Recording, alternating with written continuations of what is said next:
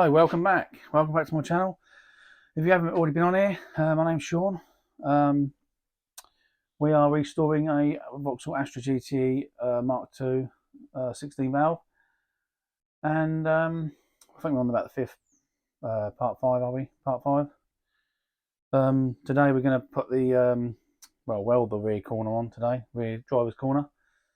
That'd be my first panel I welded, so we'll see how we go, shall we?